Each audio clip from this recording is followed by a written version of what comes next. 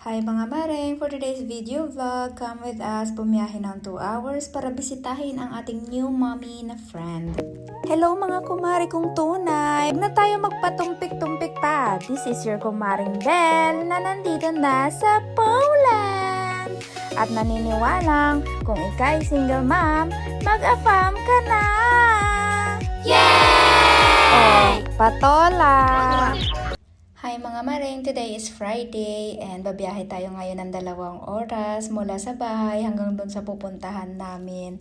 Dahil medyo matagal-tagal na rin kaming hindi nagkita nitong kaibigan ko na to. Lunchtime na ito mga kumari, kaya kumain muna kami dito sa Bar Hanoi. Ito ay isang Vietnam food. Kapag cravings mo talaga ang mga Asian food mga maring, dito sa Poland, isa sa mga pinupuntahan talaga itong Vietnam restaurant dahil hindi talaga nagkakalayo yung pagkain nila sa mga pagkain Pagkatapos nga namin kumain, ito mapapatulala ka na lang talaga mga maring sa kabusugan dahil sa dami pa naman ng serving ng kanilang pagkain. At dito maring, na-stress pa ako at kung sinaswerte ka nga naman ay talaga namang sinadyang ngayon pa talaga dumating ang aking period. Diyos ko, nawala naman akong dalang pads dahil hindi nga naman talaga regular ang aking menstruation mga maring. Kaya napasugod talaga kami dito sa store mga maring. Hay nako, dahil mahaba nga ang biyahe natin at ayoko naman talagang mag-take ng risk. May mga nagtanong nga pala sa akin mga maring no, kung meron daw bang pulubi dito sa Poland.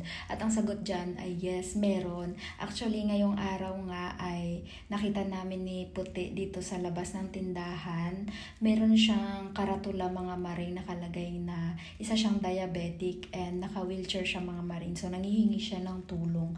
Sa sobrang sikat ng araw mga maring, talagang nakakaawa siya tinano. So nilapitan namin siya ni Puti and tinanong siya ni Puti kung gusto niya ba ng tubig at saka ng pagkain, and sumagot naman siya ng yes. Kasi actually mga kumaring, si Puti madalang lang talaga siya magbigay maring ng mga pera, no? Usually sa mga pulubi, kasi ang reason niya is mas okay daw na bigyan ng pagkain dahil alam niya nakakainin yon. Kung pera daw kasi, hindi niya alam kung saan talaga gagastusin yung pera, which is tama naman siya. At since nandito na nga rin kami sa store mga maring, bumili na rin ako ng konting fruits para sa kaibigan natin. At syempre, hindi makakalimutan yung ating sinadya. And habang naglilibot kami mga maring, may nakita kami dito, Philippine ka. Dried mango with chocolate siya mga maring. Actually, sikat yan dito. Filipina ang may-ari. At dito mga maring, balik biyahe na kami ni Puti. At actually, naghahanap kami ng gasoline station dyan mga maring dahil kailangan ko nga magpalit. At hindi pwedeng makalimutan din ang tubig mga maring dahil drying talaga. Napakainit ng panahon nitong mga time na to mga maring. Kaya, good thing na lang at napabili na rin kami ng tubig mga maring, no? Totoo pala yung mga narinig ko dati mga maring na iba daw talaga ang init sa ibang bansa kumpara sa init ng Pilipinas.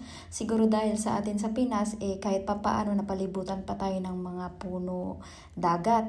Dito sa ibang bansa mga maring, dry talaga ang init nila. Kaya ayan, may mga spray talaga akong dala mga maring para lang hindi mag-dry ang skin ko, no? Ma-moisture lang ba? Ganyan. May mga SPF yan mga maring. Kaya importante yan dito sa ibang bansa.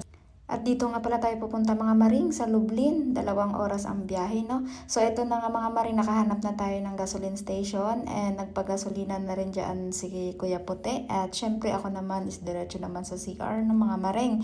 Kaya kailangan ko na talaga magpalit.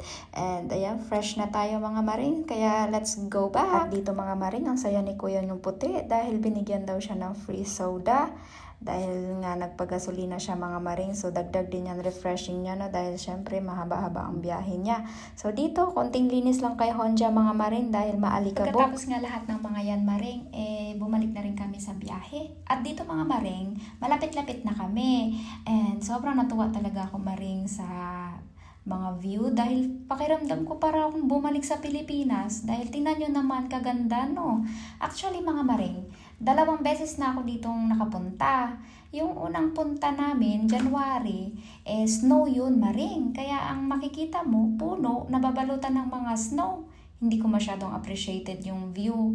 Kaya ngayon maring talaga namang nag-enjoy ako. Ay akala ko naman pauwi na kami ng Pilipinas. Doon kasi sa amin mga maring is sentro kasi ng Poland, kaya talagang city siya mga maring. Ang makikita mo doon, mga building. Gusto ko nga rin sana magtanim-tanim mga maring doon sa amin, kaya lang wala kaming bakanting lupa. May mga tanim-tanim sila, pero nakapaso mga maring. Alam niyo yon, yung mga nakapat. So siguro next time na lang kung alam ko na talaga kung paano no at saan ko ilalagay. So dito mga maring nakikita ko malapit na talaga tayo dahil medyo familiar na sa akin tong mga bahay-bahay. And konting tumbling na lang mga maring makikita na natin si baby. Si baby pala talaga yung pinunta ko maring, hindi yung nanay. Itong pupuntahan ko palang kaibigan mga maring is dito ko lang din sa Poland to nakilala maring, Filipina. Nakapag-asawa din ng Polish mga maring. Nung nagkakilala kami maring, hindi pa siya buntis. So ngayon, nanganak na siya maring. First time mami siya mga maring, kaya kahit kami na-excite talaga para sa kanya. So habang free day ni Puti, niyaya ko na rin siyang pumunta at excited din naman si Kuya yung Puti mga maring bumiyahe. At pagkatapos nga mga maring ng 2 oras na biyahe, nakita ko na rin tong 2 to. Diyos ko, malayo pa lang kami maring, itanaw na tanaw ko na talaga sila. At sinalubong talaga kami nitong mami at ni baby. So ito ay first time naming magkita ni baby mga maring. At talaga naman, tingnan nyo. Confess siya. So cute. Ang ganda ng puti. Oo, yung ulo. Small. Asan si, Piotrek? Nika, maybe they forget she's half Filipina, man. Oo. I mean, no offense, but you are not that big also. You know what I mean? She's small but she's tall. This baby. Yeah. Baby Balogs. Baby baluga. Baby Baluga. Ay, where are dogs? I want Asan dogs. yung mga aso? Hala. Hala.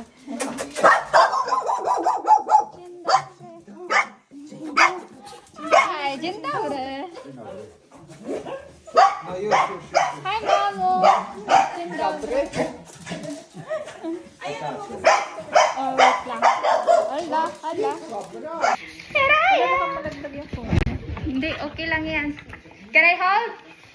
Can I hold baby Baluga? I wash hands. Of course. Oh my god. Oh.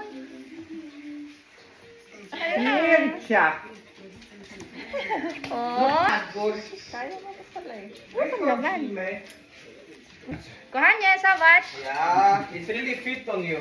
Ziemniak. Ziemniak. Aha. Kulang balat. Oh, talaga? Yung pamangkin ko may ganyan din. Pero hindi sa mukha. Bakterie są takie same. Hello, tinig ko. A w centrum też jest ta dzielnica, nie? Ang langaw. Liców i tak dalej. Laging nag-harvest si pipino. Pip na? Meron na? Ay, oo. Ini to. Ito zucchini. Okay. Ang variety. Oo. Ito maliit. Oh, ala. Parang kalabasa tinix. Parang kalabasa nga eh. Di ba yung bulaklak ng Oo, kalabasa? bulaklak. Kinakain yan. Pero hindi tanim eh. Beans, oh.